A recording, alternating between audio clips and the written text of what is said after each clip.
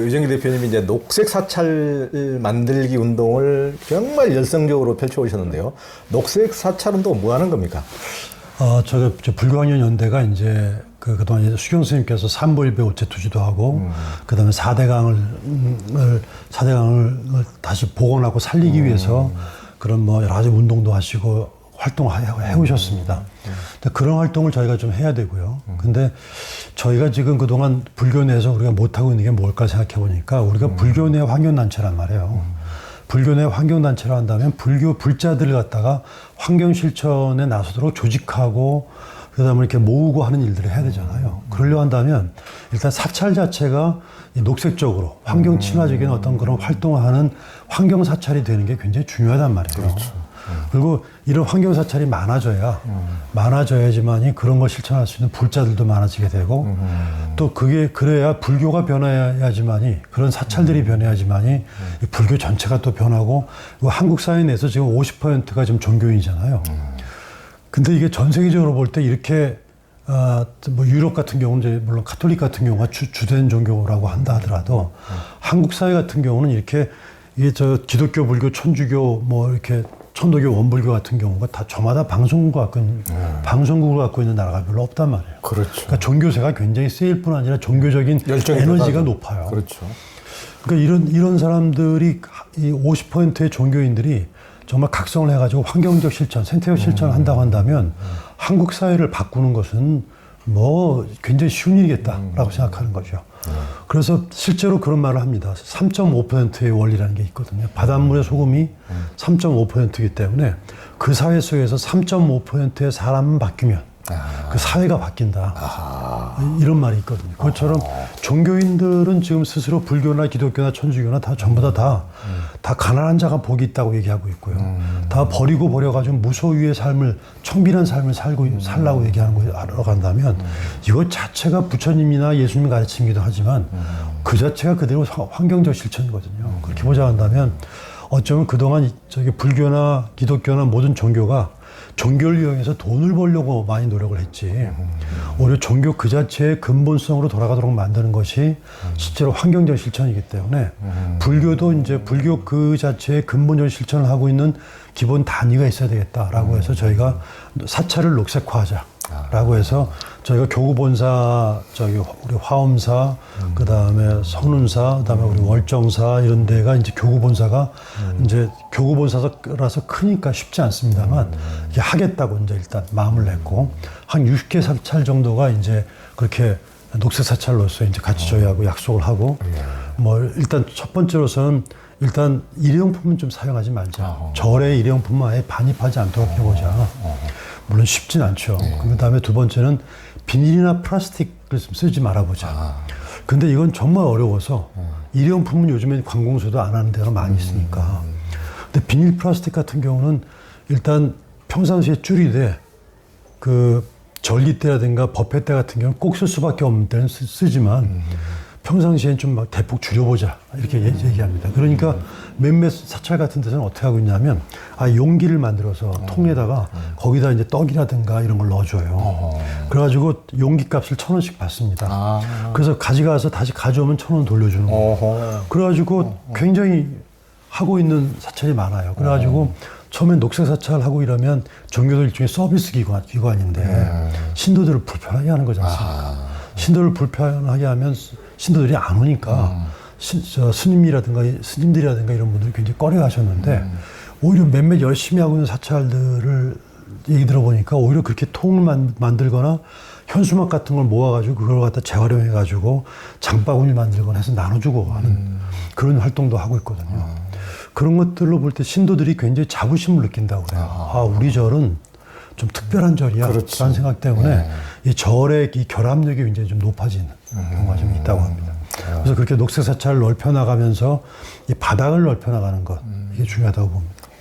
예전에 운동이라는 게 선도적 운동이 있고 대중적 운동이 있잖아요. 그렇죠. 선도적 운동은 독립운동 하는 거. 막 그냥 안중근이나 이런 사람처럼 이런 지사적인 활동하는 것들은 소수의 몇 명만 가능하지 다수는 안 되거든요. 근데 아주 대중적으로 하려면 아주 사소하지만 많은 사람들이 하도록 해야 되는데 3.1운동 같은 깃발 들고 나가지고 만세 부르는 건 누구나 할 수 있잖아요. 그렇지.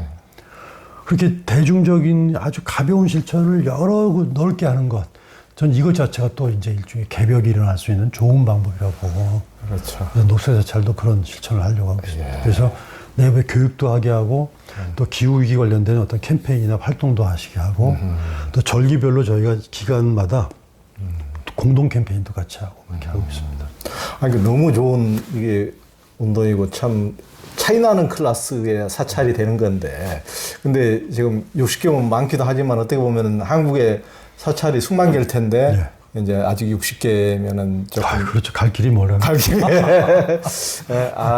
진짜 갈 길이 멀죠. 이게 녹색 사찰이면 벌써 신자들이 보기에도 여기는 상당히 고품격의 사찰임을 아셔야 됩니다. 그렇죠. 대단한 절이죠. 그러니까 참 이를테면 요즘에 개념이 있어야 된다고 그러는데 여행도 개념 여행. 그렇죠. 개념이 있으신 스님이 이제 계신 곳이죠. 개념 사찰인 거예요. 개념 사찰이죠. 이제 개신교 교회는 보통 이제 통계 수치를 보면 50%가 넘게 11조를 하고 개인당 월 33만 원 정도를 헌금한다고 이제 나와 있었는데 불교는 경제적 참여도 거기에 비해서는 상당히 저조한 편인데 불교 운동가로서 불자들의 참여 수준을 보고 어떤 생각이 드십니까? 글쎄요, 저도 그렇습니다만 이게 그 종교와 결합되는 수준에 따라서 종교에 대한 어떤 소위 어떤 수행의 충실성이라든가 또 신행의 충실성 같은 경우가 이제 나타난다고 보는데 상대적으로 개신교 같은 경우는 뭐 매주 나가야 되고 매주 집회 참석하는 것들이 굉장히 중요한 안식일을 지키는 게 중요한 개신교인들의 어떤 생활 실천 윤리니까요. 근데 불교 같은 경우는 좀 그런 게 좀 덜하단 말이에요. 그다음에 옛날같이 이게 농업 지금 개신교 같은 경우는 철저하게 산업 사회를 기반하고 있기 때문에 저희 주일마다 수요일은 뭐 하고 토요일은 뭐 하고 일요일은 교회 가고 이렇게 일주일의 스케줄이 어떤 근대 사회에 맞게 돼 있단 말이죠. 근데 불교는 사실 옛날에 소위 농업을 기반으로 했던 그 사회 속에서 만들어진 그런 절기 모임으로 초하루 법회, 보름 법회 이렇게 돼 있어서 날짜가 정해져 있질 않아요. 그래서 언제 어떻게 가야 되겠다는 생각들을 명확하게 하지 않게 된단 말이죠. 요즘에는 그래도 이렇게 일요일 날 법회하거나 이런 경우는 많이 있습니다만 그러다 보니까 상대적으로 이렇게 결합력이 좀 강하지가 않은 경우도 있고 그러다 보니까 우리 열심히 나가야 열심히 또 일종의 어떤 헌금도 하고 보시도 하고 할 텐데 열심히 나가지 않다 보니까 상대적으로 그런 것들을 좀 적게 내기도 하고 설령 열심히 한다 하더라도 그렇게 보시를 갖다가 많이 하거나 이러지 않는 경우도 있어요. 그리고 저는 이렇게 불교 운동을 하거나 하는 것들도 볼 때마다도 그런 생각이 들어요. 어쩌면 우리가 불교 운동하는 입장에서는 우리 스님들과 우리가 정말로 다 대등한 평등한 사부대중인데 스님들만 중심이 되고 제가자들은 일종의 논의의 테이블에서 항상 밀리고 취급도 안 받고 안 해주고 뭐 이러지 않느냐 이런 얘기를 하는 것들을 많이 들어요 종종. 그 말이 맞는 말이기도 하지만 또 한편으로 볼 때는 우리가 정말로 사부대중이 평등하다 한다면 동일한 n분의 1의 권리와 의무를 갖고 있다고 볼 수 있는 거 아니겠어요? n분의 1이라고 한다면 이를테면 불교가 지금 여러 가지 어려움에 처해 있다 이러면 우리가 하다못해 동업을 해도 동업을 만약 3명이 동업하고 4명이 동업해도 다 n분의 1이 책임이 있는 거기 때문에 한 사람이 어디로 뭐 유고가 발생하거나 아프거나 이러면 나머지 3명이 그 한 사람의 책임까지 다 해야 되는 거 아닙니까? 그렇기 때문에 사부대중이 동일하다.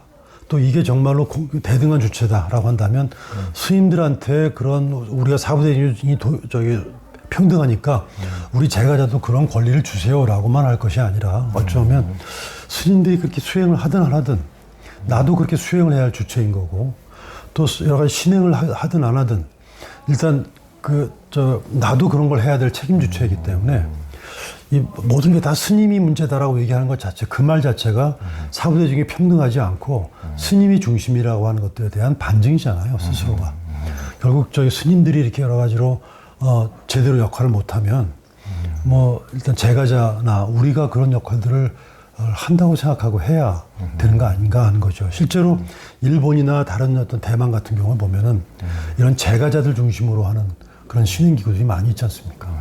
그런 것처럼 저는 불교가 이렇게 융성하고 부흥할 수 있는 여러 가지들은 어떤 종단이나 어떤 스님들에게 모든 것들을 책임을 돌리는 것. 물론 그렇기 때문에 스님이 아무 책임이 없다는 게 아니라 스님들께도 이런 제가자가 책임질 수 있는 기회를 많이 주시는 게 중요합니다. 하지만 이런 제가자들까지도 일단 그 여러 가지 책임 있게 수행도 해야 되고요. 그 다음에 보시나 이런 것들도 많이 해야 됩니다. 전 제가 NGO 활동하고 제가 돈을 벌어본 적이 없어서 그 월급 받아본 적이 없는 거죠. 하지만 제가 저렇게 뭐 강의나 원고나 뭐 이런 것들 통해서 들어오는 돈이 있는데 제가 한 20곳 정도 이제 보시를 하거든요. 근데 이게 중요한 게 뭐냐면 보시한다는 게 굉장히 중요한 것 같아요. 내가 내 이해관계를 떠난 어떤 일에 내가 이렇게 돈을 기부한다는 것 자체가 그 가난한 사람은 남에게 베풀 생각을 안 하는 사람이 가난한 사람인 거지.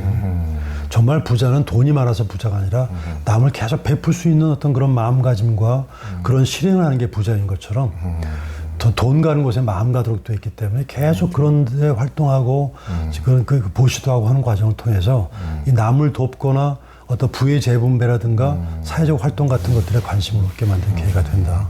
그런 생각을 합니다. 그러니까 제대로 지금 월급도 제대로 받은 적이 없고 이렇게 사회활동 하시면서 뭐 조금씩 강연료라든가 이렇게 세미나비 받으면 29곳에 이렇게 다 기부를 하신다니 정말 대단하십니다. 참, 야, 참 그런 분위기 때문에 무게감이 있습니다. 그래도 그 공덕으로 잘 살고 있는 것 같아요. 이거 참 대단하십니다.